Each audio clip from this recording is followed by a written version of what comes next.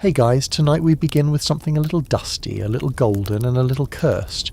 Because of course, what's more bedtime appropriate than ancient Egypt? So, dim the lights, sink into your pillow, and let's wander into the world of the Pharaohs. Not the famous ones you've heard a million times before, like Ramses strutting around with his statues, or Tutankhamun and his shiny gold mask that everyone obsesses over. Number. Tonight we're taking the quieter road. The forgotten Pharaohs. The ones history didn't really care about enough to make a Netflix documentary. The ones who were basically the middle children of Egyptian dynasties. Overshadowed, underappreciated, and occasionally so strange that even their own people went, yeah, let's just not write that down. Now, Egyptian history is long. Like, really long. When you think of ancient Rome, you're thinking a couple of thousand years. Egypt? We're talking about a civilization that was already building pyramids before Rome even existed. And then Egypt just kept going. Dynasties piled on top of dynasties, like a very sandy layer cake. And within that enormous timeline, a lot of pharaohs got lost. Some of them lost to bad luck. Some lost because they weren't particularly impressive. And some were forgotten on purpose. Which honestly is the most relatable royal fate possible. So tonight, let's talk about a few of these rulers who somehow managed to wear the double crown of Upper and Lower Egypt, and yet still ended up on history's equivalent of the clearance rack. Let's float first to the First Intermediate Period. Yes, that's the actual name, which is historian speak for a whole lot of chaos we'd rather skip over. See, Egypt had these glorious moments. The Old Kingdom with the pyramids, the Middle Kingdom with art and literature, and the New Kingdom where they basically went full empire. But in between, you had these awkward transitional phases where everything fell apart, and of course that's where some of the most tragically forgettable pharaohs show up. Take Nitocris, supposedly Egypt's first female pharaoh, or maybe she didn't exist at all. Historians argue about her like she's a mythical Pokemon card. Some say she was real, some say she's a mistranslation of another ruler's name, and some are just tired of debating her entirely. But the legends around her are chef's kiss ridiculous. The ancient historian Herodotus claimed Nitocris got revenge on her enemies by inviting them to a banquet, sealing the doors, and then drowning them in a flood of the Nile. Which sounds dramatic, but also logistically confusing. Like, how does one even flood a banquet hall on command? Did she have some giant lever labelled "Release Nile Water" here? And also, this entire story is very suspiciously Greek in flavour. Herodotus, bless him, was not above making stuff up for dramatic flair. But the idea of Egypt's first female ruler being remembered as the queen of murder by surprise indoor flood is just too good to not mention. And then, we never hear about Nitocris again. No grand monuments, no solid archaeological evidence, just whispers. It's like she was the ghost pharaoh. Blink and she's gone. From here we drift into another foggy name, Amenemhat IV. Poor guy. He ruled in the late Middle Kingdom, which to be fair was already limping toward collapse. His reign, short.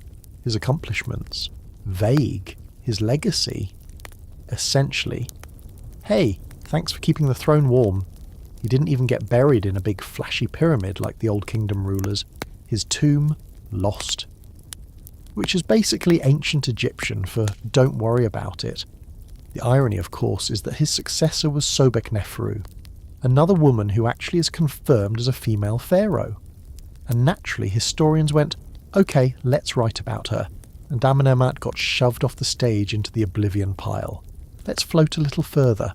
Now, you've probably heard of Akhenaten, the weirdo pharaoh who decided to scrap Egypt's entire religion and worship only the sun disk, Aten. He was obsessed. He even moved the capital to a brand new city, Amarna. He's remembered as one of Egypt's biggest oddballs.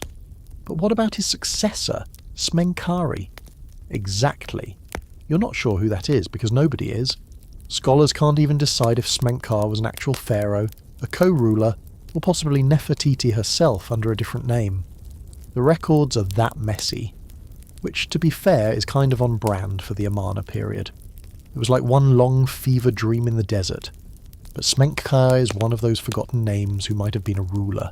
or might have just been a clerical error. Either way, forgotten. And then there's I. Now, I technically wasn't forgotten. He ruled right after Tutankhamun, which sounds like a big deal, but because everyone was obsessed with Tut's shiny golden coffin, I gets almost no love. This poor man married Tut's widow, ruled for a few years, and then got unceremoniously pushed aside when Horemheb took over. His tomb, tiny. His reputation. That old guy who came after the boy king. Even his statues look tired. He was basically the Pharaoh version of a filler episode. And it keeps going like this. Pharaoh after Pharaoh, slipping through the cracks.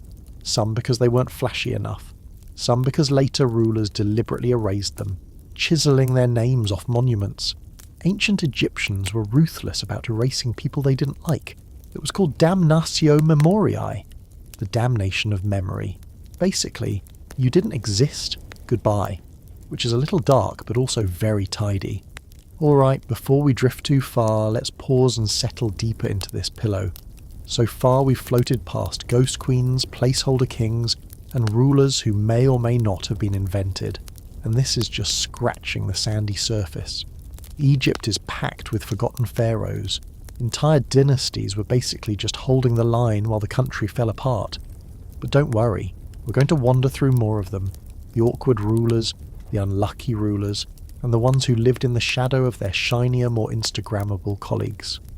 Because if history teaches us anything, it's that being king of the most iconic ancient civilization on Earth didn't guarantee you a good Yelp review. So, let's keep drifting. Next up, we'll meet one of the most pitifully overshadowed rulers in Egyptian history. A man who literally had his monument stolen by his successor. Because of course, what's more humiliating than someone else scratching your name off your own temple and going, yeah, this is mine now, so where were we? Ah, yes. Pharaohs who got erased like they were the embarrassing doodle in Egypt's royal notebook. Because if there's one thing Egyptian rulers loved, it was taking credit for other people's work. Imagine spending years carving out a massive stone temple, hiring armies of sculptors to hammer out your glorious face, and then your successor strolls in, looks around and goes, yeah, nice. I'll just chisel my name over yours. Thanks for the free real estate. And this brings us to Horemheb. He's technically not forgotten, but he's guilty of making others forgotten. See, Horemheb came right after the chaos of Akhenaten, Smenkhare, Tutankhamun, and I. It was basically a revolving door of rulers in the late 18th dynasty. Egypt's religion had been trashed. The royal family looked like it was held together with duct tape, and the priesthood was furious. Horemheb swooped in as this military guy who was like, okay, enough of this nonsense. He restored the old gods, cleaned up the mess, and then systematically erased the names of the people before him. Akhenaten, gone. Tutankhamun, scrubbed. I, practically deleted. It's kind of impressive, really. Horemheb wasn't even royal by birth, but he rewrote history so that it looked like he was the natural successor.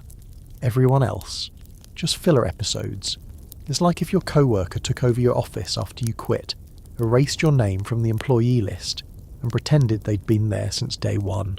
And historians, centuries later, had to go digging through half-erased inscriptions just to figure out who came before him. So, while Horemheb isn't forgotten, he definitely ensured that others would be, which is sort of the same thing. Now let's drift forward to the third intermediate period, a time when Egypt basically turned into a group project where everyone wanted to be leader. Pharaohs in the north, high priests in the south, Libyans moving in, Nubians waiting in the wings. It was chaos with extra eyeliner, and the kings of this era largely forgotten. Take Susenes I. Yes, that's a real name, and no, it's not a sneeze. Susenes ruled in the 21st dynasty, which was already one of those periods that make even Egyptologists sigh. But here's the fun twist. Susenes actually had one of the most spectacular burials ever discovered. His tomb was stuffed with silver, gold, lapis lazuli, the whole royal starter pack. But because he lived in the boring part of Egyptian history, nobody cared. When his tomb was found in 1940, it should have been the next Tutankhamun-level sensation. But instead, World War II was happening, so his discovery barely made headlines. To this day, Susenes is basically the pharaoh who got robbed by bad timing. His treasure was dazzling, but he remains the king of historical footnotes. Then there's Shoshenq I. Now you might have heard his name if you've read the Bible, because he's often linked to Shishak, the Egyptian king who supposedly raided Jerusalem. But in Egypt, he's one of a long string of Libyan-descended kings who ruled in the Third Intermediate Period. They kept the lights on, but none of them had the glamour of the earlier dynasties. Shoshenq tried, though. He even built stuff at Karnak to flex his power. But again, history didn't bother to keep him shiny. He was overshadowed by his New Kingdom predecessors and then buried under the drama of later invasions. And if you thought things couldn't get messier, welcome to the late period. By this time, Egypt was basically the world's revolving door of conquerors. Assyrians marched in, then Persians, then Alexander the Great, then the Romans, the native pharaohs in this era. Often forgotten, partly because they were scrambling just to hold on to power. Take Nectanebo II, the last native Egyptian pharaoh. You'd think being the last would at least make him memorable, but nope. He gets overshadowed by Alexander the Great, who walked in like it was nothing, and took over Egypt in 332 BCE. Poor Nectanebo fled, and then silence. His end is murky, lost to history. Some legends say he ran off and became Alexander's biological father, which is almost definitely made up but at least spicy. Realistically, he probably just died in exile, which is a pretty anticlimactic end for the final Egyptian-born ruler of Egypt. And then you have pharaohs like Amasis II, who honestly had one of the more interesting personalities, but gets overshadowed because he came right before the Persian conquest. Amasis was a bit of a party guy. Greek historians loved him because he was relatable. He drank, he joked. He wasn't stuck up like other pharaohs. But because Egypt was about to be swallowed by Persia, Amasis basically became the last fun ruler before the end. He deserves more recognition, but instead he gets treated like the warm-up act for Egypt's downfall. Now, let's pause here and sink deeper into the pillow. Notice a pattern? Egypt loved its golden ages, the Old Kingdom pyramids, the New Kingdom warriors and temples. Those are the dynasties that get remembered, polished, Instagram filtered for eternity. But all the in-between rulers, the placeholders, the unlucky, the ones buried during bad timing, they fade into the desert sand. It's weirdly comforting in a way. Even pharaohs, guys with divine crowns, armies and literal monuments, could still end up forgotten because of timing or politics, or just not being flashy enough. Imagine ruling the most powerful civilization on Earth, and 3,000 years later some historian says, "Oh yeah, Susenes. Who?" But that's exactly why we're here tonight, to give them a little airtime. A gentle bedtime spotlight, if you will. These forgotten rulers aren't glamorous, but they're oddly human. They remind us that even the biggest titles can end in obscurity. Alright, let's float forward again. Next up, we'll sink into the drama of the Ptolemies, the Greek pharaohs, yes, Cleopatra's family. But not Cleopatra herself. Oh no, we're going to talk about the other Ptolemies, the ones who didn't seduce Roman generals, the ones who sat around, got inbred, and occasionally died in ways so stupid you almost feel bad laughing. Because if you thought forgotten pharaohs were tragic, wait until you meet the forgotten Ptolemies, the royal family that turned Egypt into a soap opera and somehow still got upstaged by just one woman with good eyeliner. Alright, so the Ptolemies. You know Cleopatra. Everyone knows Cleopatra. She's got the eyeliner, the Roman boyfriends, the tragic death that every painter since the Renaissance has been obsessed with. But here's the thing. Cleopatra was the last of a dynasty that had been ruling Egypt for nearly 3 centuries. A dynasty started by one of Alexander the Great's generals, Ptolemy I Soter, who basically said, "Well, Alexander's dead, so I'm just going to keep Egypt, thanks." And from that point on, Egypt was ruled by Greeks pretending to be pharaohs. They wore the crowns, did the rituals, built temples for Egyptian gods, but they spoke Greek at home and married each other like it was going out of style. Seriously, if you think European royal inbreeding was bad, the Ptolemies looked at the family tree and said, why make branches when we can just draw a circle? Now, because they all insisted on recycling the same two names, Ptolemy, he married his full sister, Arsinoe II, because of course he did. This was framed as divine, modelled after the gods Osiris and Isis. But in reality, it was just dynastic weirdness cranked up to 11. Ptolemy II was otherwise a pretty successful ruler. He built the famous Library of Alexandria, flexed Egypt's wealth, and turned the kingdom into a Mediterranean powerhouse. But his incestuous marriage overshadowed basically everything else.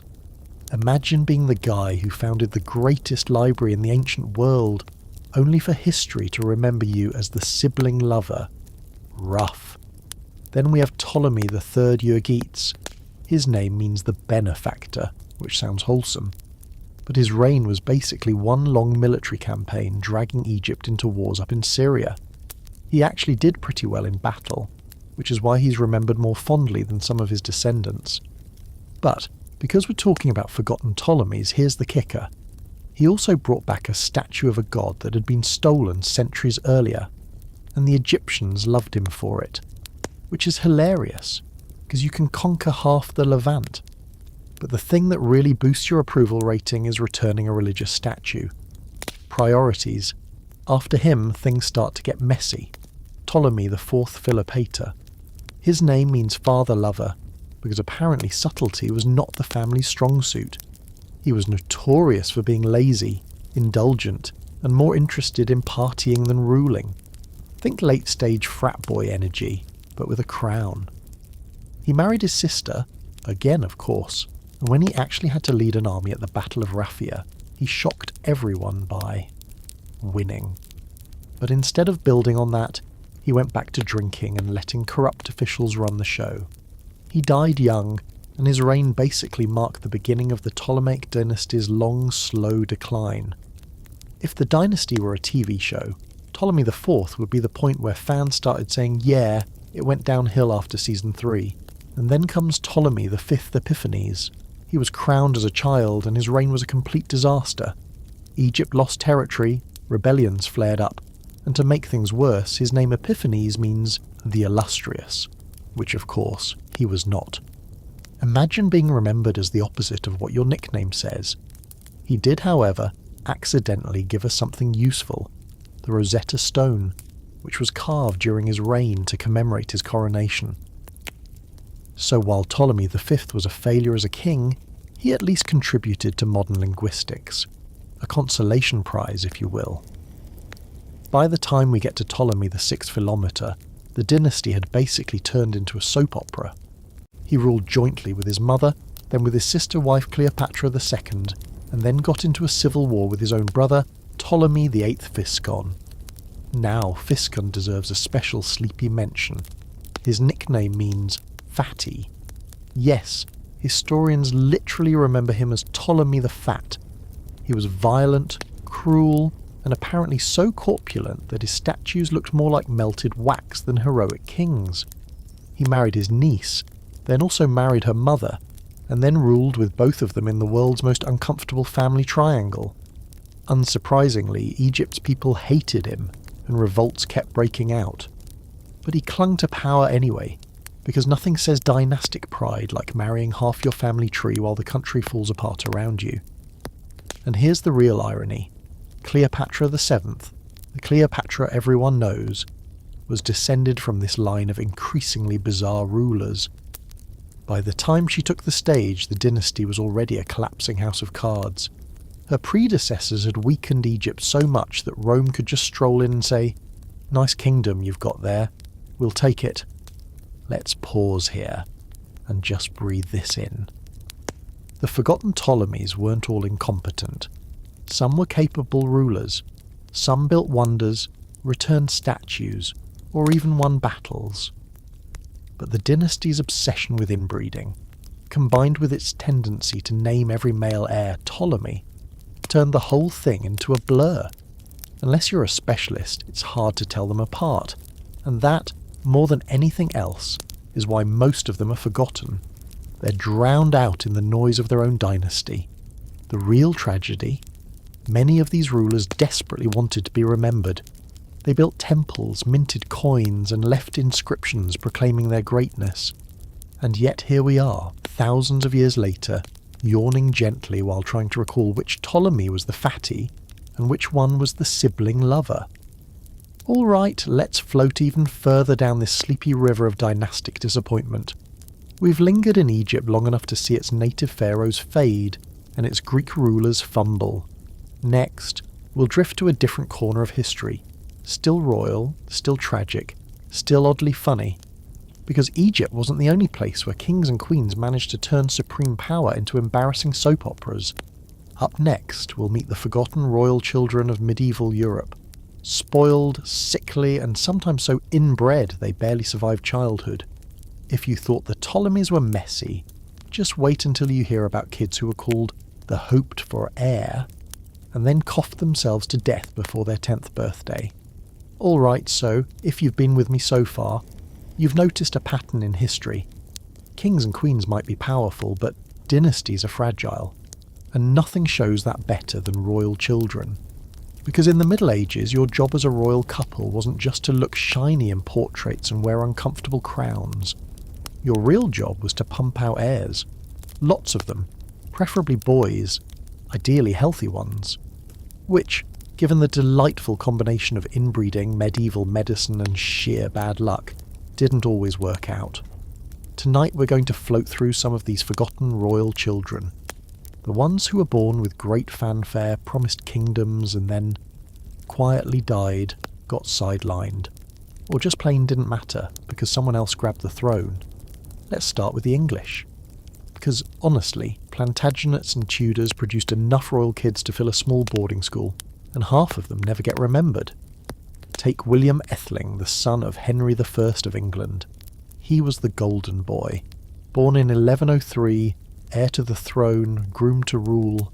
Everyone pinned their hopes on him, and then, in 1120, he hopped on a ship, the White Ship to be precise, along with a bunch of other young nobles, all of them celebrating with way too much wine. The ship sank. William drowned. And just like that, England's heir was gone. His death sparked what historians call the Anarchy, which is basically shorthand for 20 years of civil war and misery, all because the one kid everyone counted on had a very bad night at sea. William isn't exactly forgotten, but compared to the chaos he caused by dying, he gets surprisingly little attention. It's like history remembers the storm but not the first little pebble that caused it. Now, speaking of the Plantagenets, we can't skip over Eleanor of England, daughter of King John. Yes, King John, as in the worst king ever, the one who gave us Magna Carta by being so terrible, his barons forced him to sign it. Eleanor was actually betrothed to Louis VIII of France, which would have been a massive political deal. But then King John lost pretty much everything. Eleanor's marriage prospects collapsed, and she was quietly shoved into a convent instead. Imagine being born to be a Queen of France and ending up as a nun, not because you wanted to be, but because your dad couldn't stop being historically incompetent. Eleanor lived out her life in quiet obscurity, a royal child erased by political failure. And then there's Arthur of Brittany, another Plantagenet child with a tragic arc. He was the nephew of Richard the Lionheart and technically had a claim to the English throne, but King John, yes, him again, wasn't about to let Arthur steal the spotlight, so Arthur conveniently disappeared in 1203, last seen imprisoned at Rouen. Most historians think John had him killed, which is very on brand for John. Arthur was only about 16, and he could have changed the course of English history. Instead, he's just a footnote, remembered mostly as the teenage boy his uncle probably murdered. Sleep tight, medieval family values. Let's float away from England for a moment and peek into France. The French kings had just as many forgotten children. because the Capetians and Valois were not exactly subtle about marrying cousins and reusing names. You'll often find multiple Charleses, Louises and Philips running around like background extras. One particularly sad case was John I of France, also known as the Posthumous. He was born in 1316, 5 months after his father, King Louis X, died, which meant he was technically king from the moment of his birth. But here's the problem. He only lived 5 days. 5. He was literally crowned as an infant and then promptly died before he had the chance to do anything. His reign is one of the shortest in history, and most people forget he even existed. Historians sometimes don't even count him, skipping straight to the next guy. Talk about getting erased. France also had Princess Joan, daughter of Louis X. Yes, the same unlucky king whose son lived 5 days. She should have inherited the throne after her baby brother died. But the French nobility panicked at the thought of a girl ruling, so they made up a rule on the spot that women couldn't inherit the French throne. And just like that, Joan's claim was tossed out. Instead, the crown went to her uncle, and France stumbled into what would later be called the 100 Years' War, partly because of this succession mess. Joan herself was packed off to marry the King of Navarre and is barely remembered. So congratulations, Joan. You triggered centuries of war and barely got a mention in the history books. Now, let's dim the torchlight and drift north to Scotland. The Scottish royal family had its own share of tragic heirs. David, Duke of Rothesay, son of Robert III of Scotland, was the golden child around 1400. He was young, handsome, and supposed to inherit the throne. But instead, he got arrested by his ambitious uncle, starved in Falkland Palace, and died at the age of 20. Officially, they called it mysterious circumstances. Unofficially, it was good old-fashioned dynastic backstabbing. Poor David was basically erased, while his younger brother went on to become James I. Meanwhile, over in Castile, that's Spain before it was Spain, we meet Infante Miguel de Paz, born in 1498. He was literally named Miguel of Peace, because his birth was supposed to unite the crowns of Portugal, Castile and Aragon. If he had lived, he would have ruled basically half of Iberia. But of course, he didn't live. He died at the age of 2, and all those big dynastic hopes went straight into the grave with him. Instead, Spain and Portugal went back to being rivals for another century. So little Miguel, the toddler who could have changed the map of Europe, is now mostly remembered as a sad what-if. Let's pause here. Notice how these children are remembered only as symbols. Symbols of hope, symbols of alliances, symbols of dynastic continuity. And then, when they died or disappeared, they were quietly brushed aside. Nobody wanted to dwell on the failure. Monarchies were all about image, and dead heirs were bad PR. Which is why most of them are forgotten today. It's almost darkly funny. The medieval world poured so much energy into producing heirs, pressuring queens to have children non-stop, praying for boys, announcing births with bells and feasts, and yet half the time, the child died before adulthood. And then, as if they had never existed, history just moved on. All right, let's float onward. We've met drowned princes, starved dukes, forgotten daughters, and posthumous baby kings. Next up, we're going to slide into the really strange cases. The children who did survive but were so inbred, so sickly, or so unwanted that they basically became ghostly presences in their own royal households. The ones who technically lived, but might as well have been forgotten. All right, friends. Now we're getting into the part of history that's equal parts sad and strangely fascinating. Royal children who survived infancy but were, let's say, less than ideal specimens for the throne. In medieval Europe, inbreeding was basically a dynasty's secret weapon. They thought marrying cousins would keep the bloodline pure, but instead they produced some tragically fragile heirs. Imagine the combination of being a royal, expected to inherit everything, and simultaneously being genetically cursed, a recipe for quiet disaster. Let's start with the Habsburgs, because no one does dynasty weirdness quite like them. You know the jawline, they practically invented the overbite. But behind the portraits and intimidating facial hair, there were children whose lives were complicated. Take Charles II of Spain, born in 1661. He's a classic case. By the time he was born, his family tree was basically a spaghetti tangle of cousins and great-aunts marrying nephews.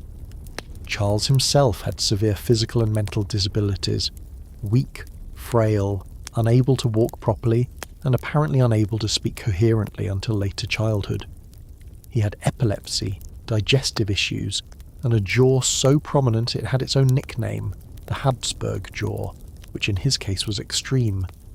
And yet somehow he survived into adulthood and became king, which yes is impressive in one sense but also tragically ironic. He ruled one of Europe's largest empires while barely able to function. Unsurprisingly, he left no heirs, so his life became an unintentional cautionary tale about too much cousin marriage. Next, let's float to France. The Capetian dynasty was notorious for marrying within the family to keep the throne tidy. This produced children who were sickly from birth, fragile in body, and sometimes, well, just plain sad to watch. For example, Louis I of France had a son, John I, the posthumous baby we met earlier. But his siblings? Many didn't survive infancy. It was, tragically, the rule rather than the exception. Royal nurseries were filled with cradles for children who might never reach the age of 10, and the parents, noble as they were, often had to accept these losses with perfunctory grief. There were no Instagram announcements, just empty cradles and quiet sorrow. Meanwhile, in the Byzantine Empire, things were equally grim. The imperial families intermarried to keep power centralized, producing children with deformities, chronic illnesses, or just inexplicable early deaths. One famous example is Emperor Michael III's children, whose fates are poorly recorded but clearly tragic. Many died young, and the surviving ones were often sidelined politically, sent off to monasteries, or married off in alliances that didn't exactly prioritise their happiness or health. In short, they existed to be useful, and if they weren't, history mostly forgot them. Even the so-called golden children sometimes had difficulties. Edward of Westminster, son of Henry VI of England, was the Prince of Wales during the Wars of the Roses. Expected to inherit England, he spent his entire life in the shadow of conflict and political upheaval. He was raised under immense pressure, constantly reminded that failure wasn't an option. He died at the age of 17 during the Battle of Tewkesbury. And just like that, England lost another royal heir who never got a chance to truly exist as more than a dynastic symbol. And it wasn't just boys. Girls faced their own quiet tragedies. Consider Joan of France, daughter of Louis XII. She was destined for political marriage, but she had delicate health and faced repeated miscarriages. Her life was punctuated by duty, illness, and ultimately obscurity. She lived long enough to disappoint no one in public, but she also lived long enough to feel the subtle weight of being an expendable political tool. It's striking, isn't it? These children were born with crowns waiting for them, but the crowns were heavy, not just physically, but emotionally and genetically. Inbreeding magnified the risks, deformities, weak immune systems, neurological issues. Royal medicine could only do so much, which meant that even when a child survived the first few years, survival into adulthood was far from guaranteed. And even if they did survive, they were often so sickly that their capacity to rule was limited. Let's float over to Portugal for a moment. Sebastian I of Portugal, known as the Desired, had a childhood filled with grand expectations. He survived infancy, but his upbringing was intense, filled with strict tutors and constant reminders of the weight of dynastic hope. Sadly, he would die young, childless, and in battle, leaving the Portuguese succession in chaos. And we barely remember the children who came before him, many of whom never survived, or were quietly shuffled out of the line of succession. In England, we find Edward V, one of the so-called princes in the tower. A sad case.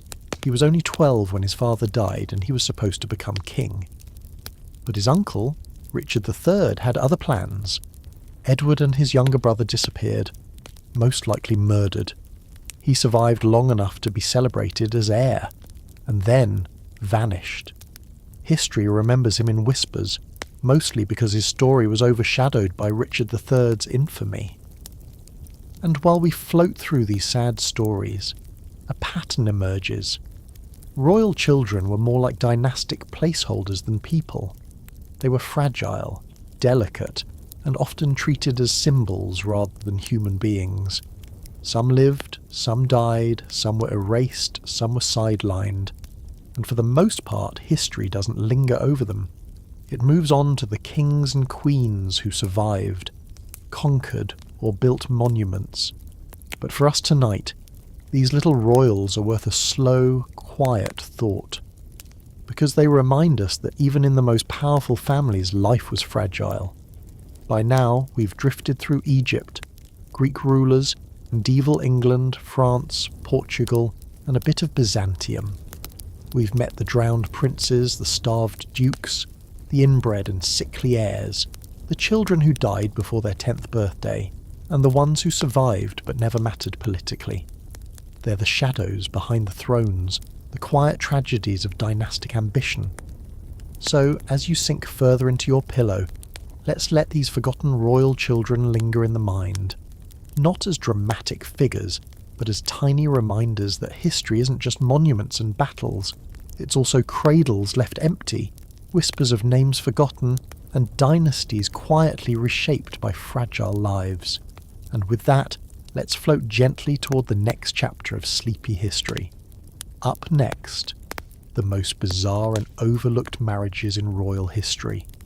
Because if inbreeding caused fragile children, marriage alliances caused awkward, tragic, and sometimes hilariously mismanaged lives for entire generations. And trust me, those stories are worth a calm, slow evening's drift through history. All right, friends.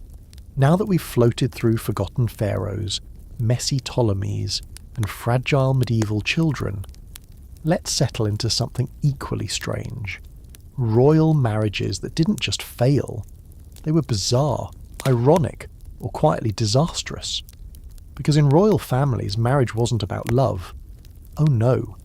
It was about politics, alliances, land, bloodlines, and the occasional eyebrow-raising dynasty maintenance. And sometimes that produced relationships that were, let's say, memorable for the wrong reasons. Take Henry VIII of England, for instance. You might think, well, we know him. 6 wives, big drama, heads rolling.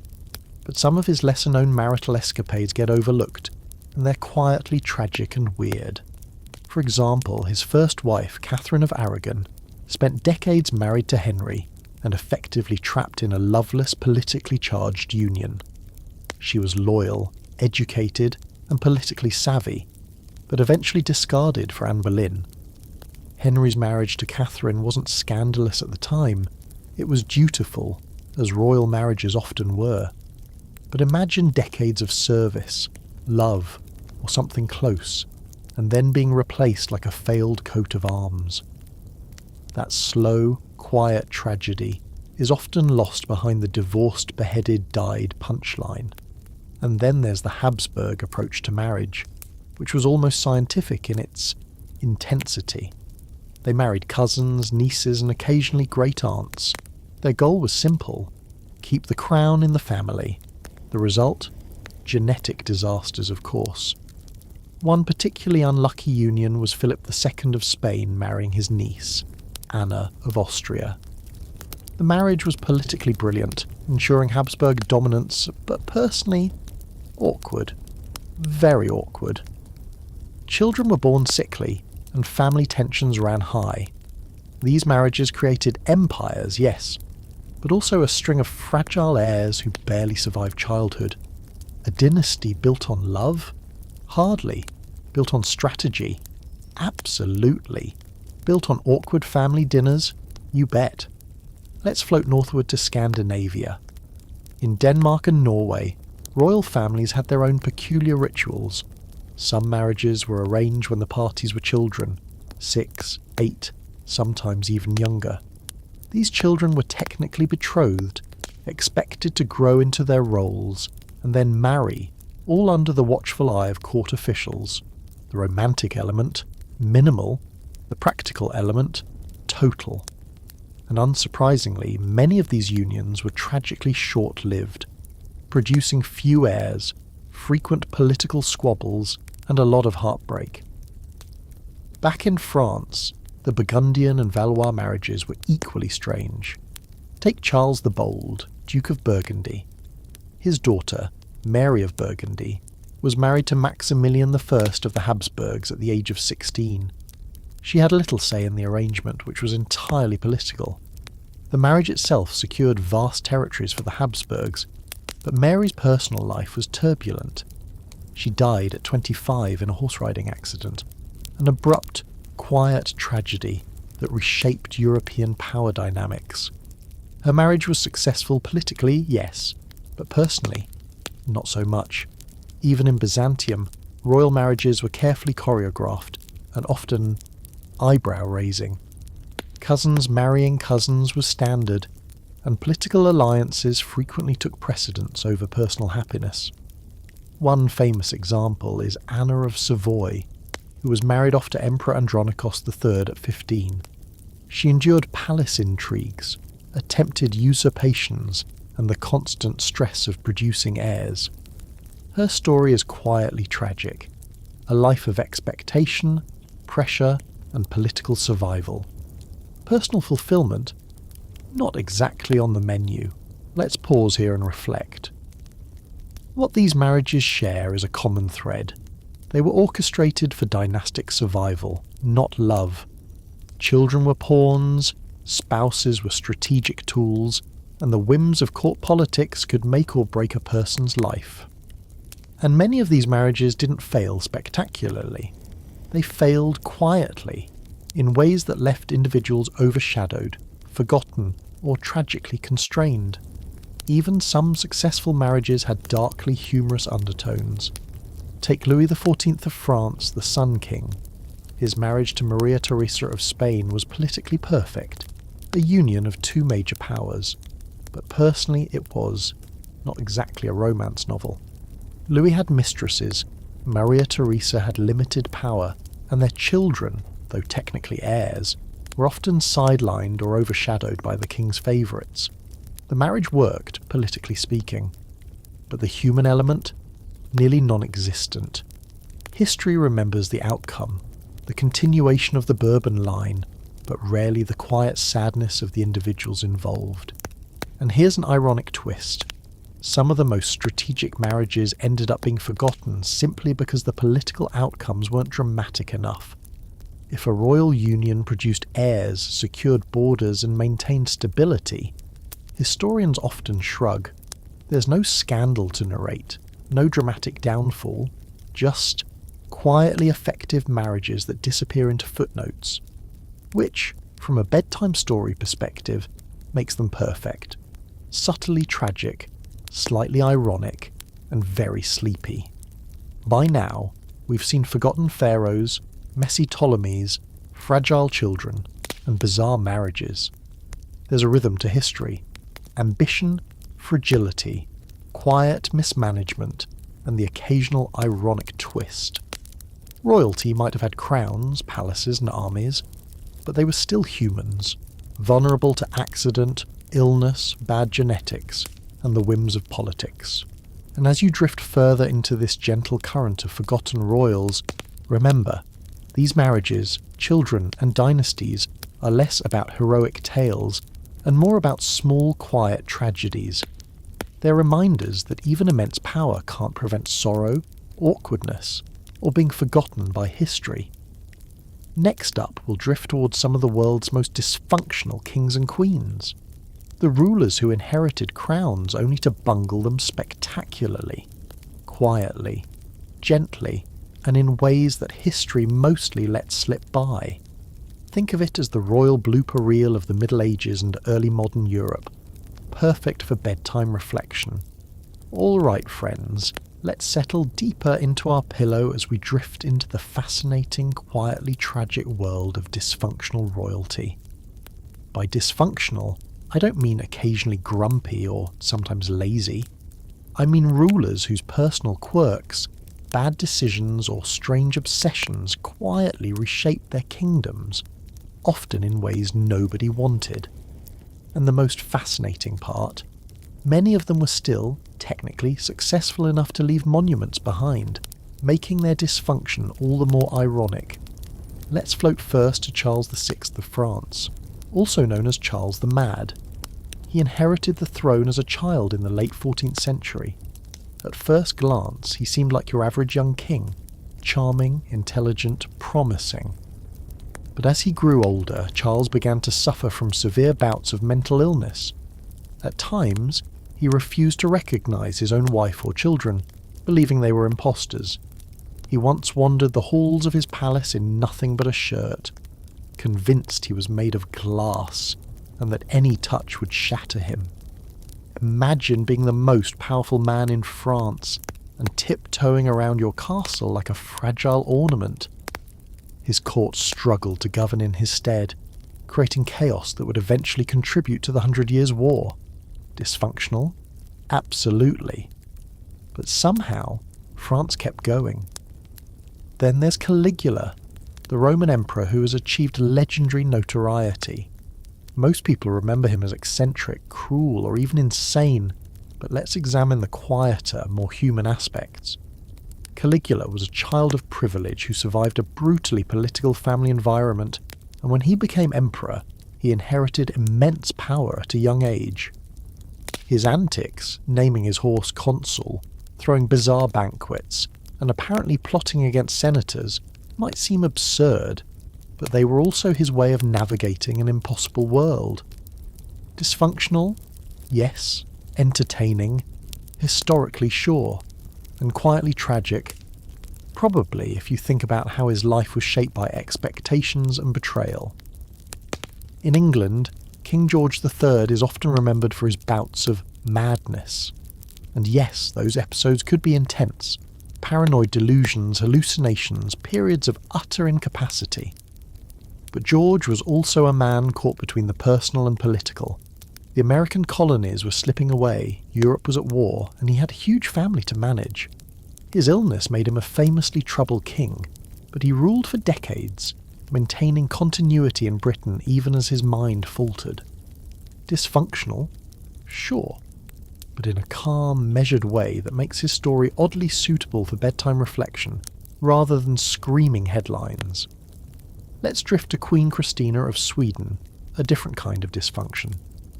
Christina inherited the throne at 6 years old in the 17th century. By the time she reached adulthood, she had developed a reputation for intellectual obsession, eccentric dress, and a refusal to marry or produce heirs. She converted to Catholicism in Protestant Sweden, a shocking political statement, and eventually abdicated the throne entirely.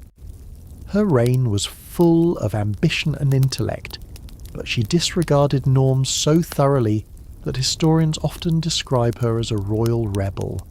Dysfunctional in her own way, yes, but also fascinatingly human. She didn't destroy Sweden, she just politely ignored it while pursuing philosophy and art. We can't skip Ivan IV of Russia, even the Terrible. Most people think of him as violent and erratic, which is true, but the quieter details are oddly relatable. Ivan became Tsar as a child after his father died, and his early life was marked by trauma, neglect, and manipulation by the boyars, Russian nobles. He grew up in fear, paranoia, and isolation. His terrible actions later in life, mass executions, erratic decrees, cruel punishments, were amplified by the pressures of absolute power combined with personal trauma. Dysfunctional? Certainly. But if you consider the human side, there's a certain melancholic inevitability to his story. Back in France, there's Louis XIV, the Sun King. He's famous for Versailles, for absolute monarchy, and for long, carefully choreographed court life. But let's be honest, Louis was also controlling, obsessive about protocol, and dependent on constant flattery. He micromanaged everything, from dances to daily meals, while expecting complete obedience from everyone around him. His dysfunction was subtle, a quiet tyranny of perfectionism, but it shaped France for decades. Not disastrous in the sense of chaos, but quietly exhausting for everyone in his orbit. And then there's Empress Matilda of England, whose dysfunction wasn't personal, but situational. She was technically queen in the 12th century, but her cousin, Stephen of Blois, usurped the throne. Matilda spent years fighting a civil war to claim her inheritance. She was competent, determined, and persistent, but historians describe her as cold, stern, and lacking warmth. Dysfunctional? In a way, yes, because her rigid personality made reconciliation difficult, but she was also tragically human, a woman constrained by the politics of her era, trying to navigate a world that didn't fully accept her authority. Notice the pattern? Dysfunction doesn't always mean failure. Many of these rulers accomplished impressive feats, battles won, cities built, dynasties preserved. But the dysfunction, the madness, eccentricity, obsessive behaviour, and quirky personal habits lends their lives a gently tragic quality. They were human beings trying to operate in impossible circumstances, and history remembered their oddities more than their quiet achievements. So, as you drift further into sleep, picture these rulers in their castles, palaces, or courts. Charles VI tiptoeing in glass slippers, Caligula naming his horse consul, Queen Christina writing philosophical treatises instead of producing heirs, Ivan IV pacing alone in the Kremlin, George III quietly enduring his illness, all of them navigating their peculiar human challenges while holding immense power. Dysfunctional, yes, but strangely relatable. Next, if your eyelids are still holding up, we'll drift toward the subtle tragedies of rulers who were overshadowed by their more famous relatives. Those kings and queens who inherited crowns only to be quietly forgotten, because history preferred the flashier or more notorious members of their family. All right, friends, by now we've met dysfunctional rulers, tragic royal children, and bizarre dynastic marriages. Let's float gently into the quieter shadows of history. Monarchs who technically had crowns, armies, and titles, but ended up forgotten because someone flashier, louder, or just luckier stole the spotlight. These are the kings and queens who inherited responsibility without recognition, living quietly tragic lives behind the curtains of history. Let's start with John II of France, also called John the Good. He ruled in the 14th century during the 100 Years' War. His son, Charles V, eventually became known as Charles the Wise, overshadowing his father completely. John II was captured by the English at the Battle of Poitiers and spent years in captivity. Well-intentioned, dutiful, but ultimately ineffective. History remembers Charles V for stabilising France after chaos, but John's efforts? Mostly footnotes. He's the classic shadowed monarch, tried to hold things together, failed publicly, and was quietly forgotten. Then there's Alfonso VI of Leon and Castile, a Spanish king whose reign was filled with conquest, intrigue, and familial drama. He succeeded his father and ruled a fragmented kingdom, facing rival siblings and constant rebellion. While his daughter, Urraca, eventually gained fame and trouble as queen, Alfonso VI is mostly remembered in passing, even though his political decisions laid the groundwork for her reign. His life is one of careful manoeuvring overshadowed by the consequences of his own family. In England, we have Edward VI, son of Henry VIII, and Jane Seymour, technically a king, and for a brief period, immensely important. He ascended the throne at 9. But Edward's reign was short, and though he attempted religious reforms, his early death at 15 left the kingdom to Mary I, whose notoriety swallowed his story whole. Edward was young, intelligent, and well-meaning, yet history prefers to talk about his sister's tumultuous rule. Another classic example, powerful in theory, forgotten in practice. Let's float to Scotland, where Margaret of Denmark was queen consort of James III. Her marriage was politically strategic, linking Norway and Denmark to Scotland, but Margaret herself was overshadowed by James's eccentricities and the subsequent rebellions of his sons. Her life was spent fulfilling dynastic duties quietly, producing heirs, and surviving court intrigue, but her personal influence is barely noted in history books. She was crucial, but forgotten. Even in the Byzantine world, monarchs were shadowed regularly. Constantine VIII, for instance, spent most of his life co-ruling with his brother Basil II. Basil was the celebrated warrior emperor, expanding the empire and consolidating power, while Constantine VIII was more ornamental, quietly enduring the pressures of imperial life. When Basil died, Constantine finally reigned alone, but by then he was old, uninspired, and his contributions were minor. He ruled, yes, but history remembers him as Basil's brother, who finally got a turn. Sometimes shadowed monarchs were actively sidelined by their own families. Take Louis, Duke of Orléans, younger brother of Charles VI of France. He was ambitious, politically savvy, and technically powerful, but he spent his life being manipulated, humiliated, and ultimately assassinated in the bloody dynastic rivalries of the Armagnac-Burgundian feud. Louis tried to carve a place for himself, but history favours Charles VI's madness and the larger narrative of French kings. Louis is mostly remembered by specialists, quietly tragic in his own right. Then there are monarchs like Philip III of France, whose father, Philip II, looms so large that Philip III seems like an afterthought. Philip III technically ruled for decades, maintained stability, and engaged in some successful campaigns, but because Philip II, the conqueror of Normandy, victor of battles, and legendary administrator, overshadowed him, Philip III became the quiet king in history books. Not incompetent, just easily forgotten.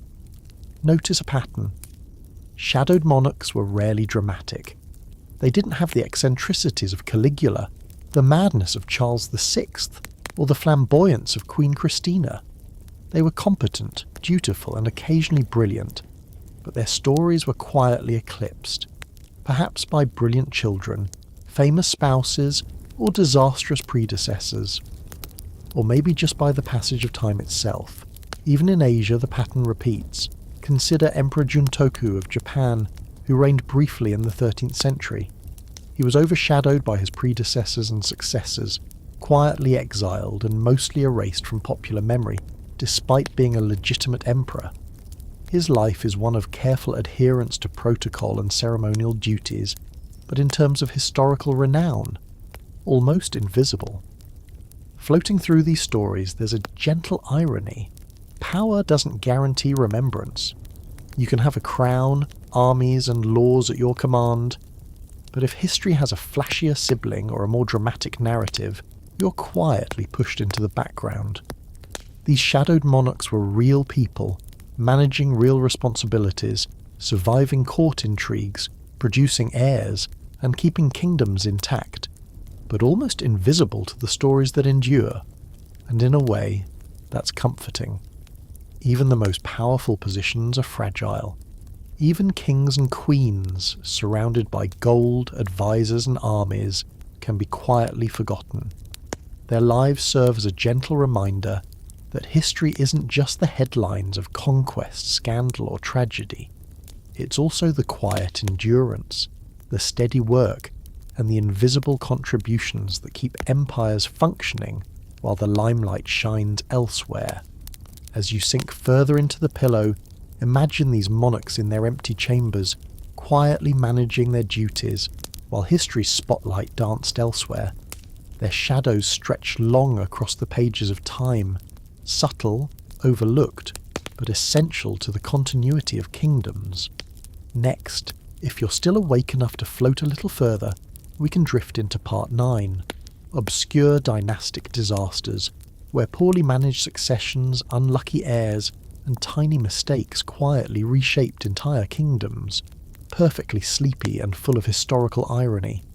All right, friends, by now we've floated through forgotten pharaohs, messy Ptolemies, sickly royal children, bizarre marriages, and shadowed monarchs. Let's settle into the gentle glow of quiet catastrophe.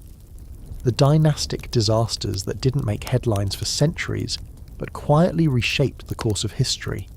These aren't dramatic deaths on battlefields or shocking assassinations. They're subtler, mismanaged successions, unlucky heirs, and family decisions that went slightly wrong. Let's start with the English Plantagenets. You've heard of the Wars of the Roses, right? Long, messy and chaotic, yes. But the origins lie in a series of dynastic missteps and obscure marriages. For example, Richard II inherited the throne as a child. His father died young, and his grandfather was long gone. He ruled under regents and advisors who squabbled constantly. Richard survived, but he never fully commanded respect. His marriage choices were underwhelming politically, and his cousin Henry Bolingbroke, later Henry IV, quietly exploited this instability. The result? A century of civil war, because Richard II failed to secure his dynasty firmly. A quiet disaster, yet it changed England forever. Over in France, the Capetian and Valois families were masters of dynastic chaos. Small mistakes in succession, combined with multiple siblings vying for influence, led to weak claims, contested thrones and rebellions. One obscure but important case is Charles IV, whose death in 1328 without male heirs sparked the 100 Years' War. France had a succession law favouring males, but no one realised, or no one cared, that this technicality could produce decades of conflict. A quiet oversight with monumental consequences. History didn't scream about it at the time. It unfolded slowly, painfully, and in whispers across battlefields and council rooms. Meanwhile, in Spain, the Trastamara dynasty had its share of quiet catastrophes. Alfonso XI of Castile's death left a toddler heir, Peter of Castile, whose rule was contested by his illegitimate half-brother, Henry II. Peter struggled to assert authority, and eventually his kingdom was torn by civil war. Few remember Alfonso XI's mistakes, yet his failure to secure a smooth succession quietly reshaped Castile and laid the groundwork for the political tensions that would later merge into a unified Spain. Let's drift north to the Holy Roman Empire, where dynastic disasters were often absurdly complicated. Take Frederick II of Hohenstaufen, a brilliant emperor who tried to centralise power, balance Italian city-states, and maintain a fractious nobility. But his marriages, slightly disastrous. They alienated key factions and produced heirs whose claims were weak or contested. His efforts to solidify the dynasty largely backfired after his death, plunging Germany into decades of contested elections and weak emperors. Quiet disaster indeed. A powerful emperor whose family choices unravelled his work slowly over time. Even the Byzantine Empire offers gentle examples of subtle dynastic catastrophe. Michael VII Ducas inherited a throne weakened by prior corruption. He married Eudokia, and his children were meant to secure the line. But poor decisions, indulgent court habits, and military neglect led to rebellions, invasions, and eventually his abdication. The empire survived, technically, but the seeds of decline were quietly planted, demonstrating that dynastic disasters often creep in softly, unnoticed until they've grown large. Here's a slightly ironic one. John of Gaunt, Duke of Lancaster, son of Edward III of England. He had political influence, wealth, and the ear of the king. But his family decisions, marrying off children into European houses without carefully calculating the consequences, helped spark conflicts in Spain and Portugal. John was technically brilliant, but dynastic miscalculations slowly created tension between England and the continent, a quiet ripple effect that historians only notice when examining family trees in detail. And of course, it's not always political marriages or untimely deaths. Sometimes the disasters were minor errors magnified over decades. Slight mismanagement of an heir, a marriage that didn't produce children, a sibling rivalry left unresolved. These created succession crises, wars, and territorial disputes. From a distance, they seemed trivial. Up close, they were catastrophic. But the quiet nature of these disasters makes them perfect for bedtime reflection. Tragic, gentle, slightly ironic, and devoid of screaming headlines. Floating through these stories, we start to see a pattern. Dynastic disasters often have little to do with incompetence or malice. They're usually the product of circumstance, misfortune, or human frailty. A child dies, a marriage fails, a sibling is ambitious, and slowly, quietly, the kingdom falters or changes direction.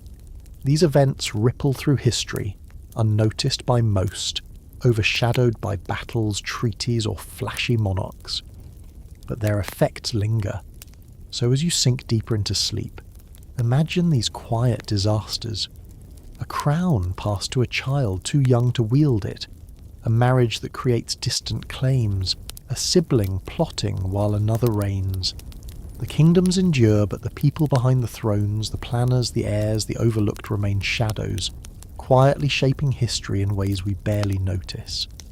Next, if your eyelids are still holding, we can drift into part 10, the end of Dynasties and the fate of forgotten thrones, where we gently conclude the journey with the slow decline, collapse, or quiet disappearance of some of history's most fascinating royal lines. Alright friends, we've floated through centuries of forgotten pharaohs, tragic royal children, bizarre marriages, dysfunctional rulers, shadowed monarchs, and subtle dynastic disasters. Now, as the night grows deeper, let's drift toward the quiet, inevitable conclusion.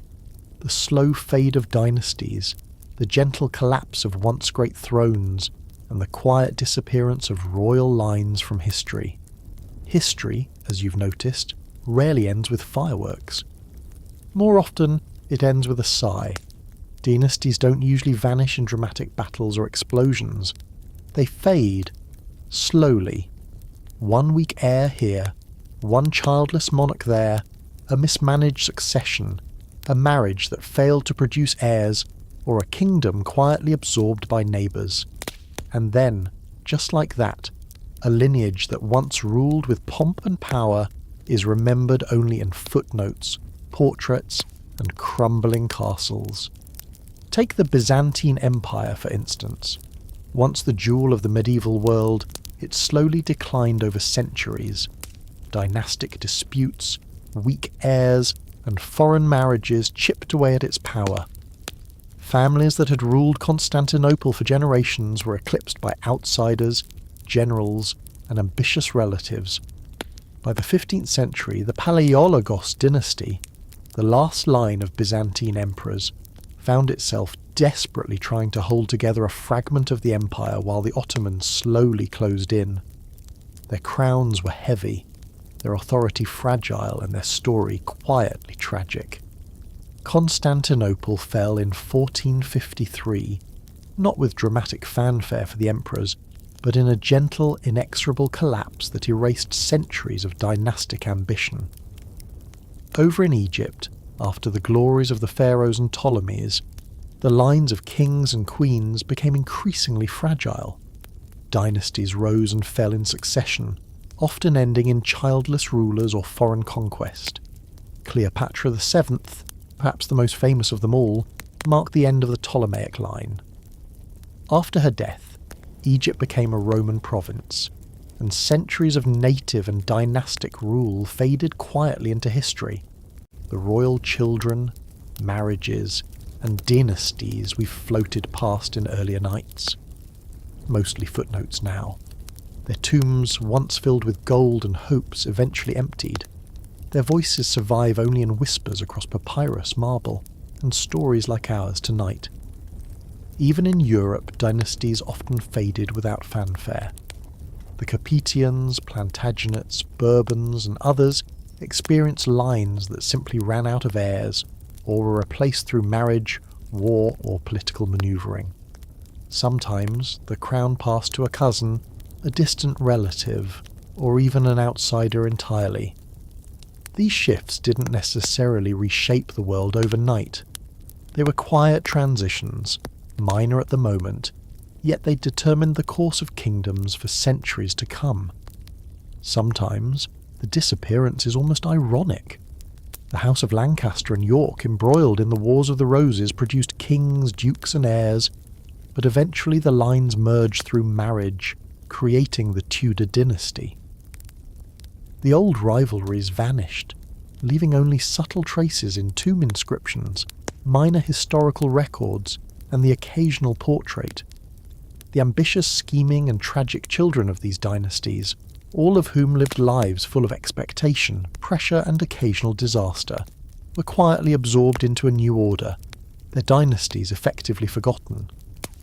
The Ottoman Empire shows a different kind of fade. While they lasted centuries, individual sultans often left dynasties within dynasties, some lines flourishing, others quietly dying out. Princes were exiled, heirs ignored, and once powerful families gradually disappeared from prominence, even while the empire itself endured.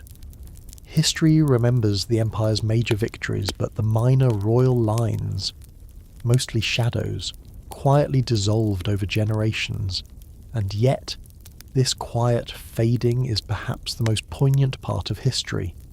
Not dramatic battles or violent overthrows, but the slow erosion of dynastic hope. Children born to inherit crowns, marriages arranged to consolidate power, rulers who tried and failed, or simply lived too briefly. And as each line fades, the stories of these individuals, tragic, quirky, dysfunctional and human, are mostly forgotten, surviving only in careful chronicles, quiet whispers, or bedtime stories like this one. So, as your eyelids grow heavy, imagine these vanished dynasties, empty thrones, silent castles, cradles that never produced heirs, corridors once bustling with court intrigue now quiet. History moves on, kingdoms rise and fall, and yet the human stories, the small tragedies, the awkward marriages, the forgotten rulers, linger softly in the shadows. They remind us that behind every grand palace or empire, there are ordinary human experiences, hope, disappointment, loss, and quiet endurance.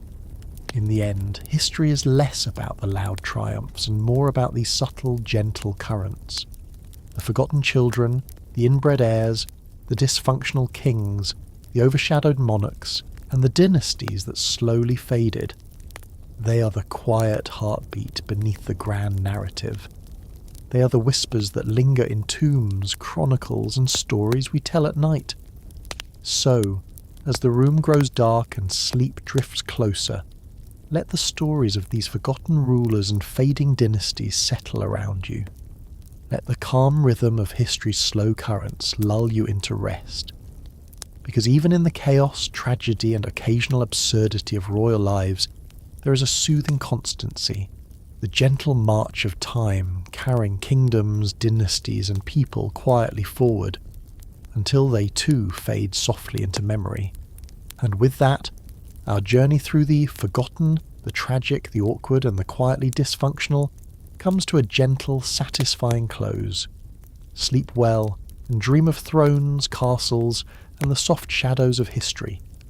And so, the stories of forgotten kings, fragile heirs, and fading dynasties gently settle into the shadows of history. Empires rise and fall, but their quiet echoes linger. Let the soft rhythm of these tales drift with you as you rest. Good night.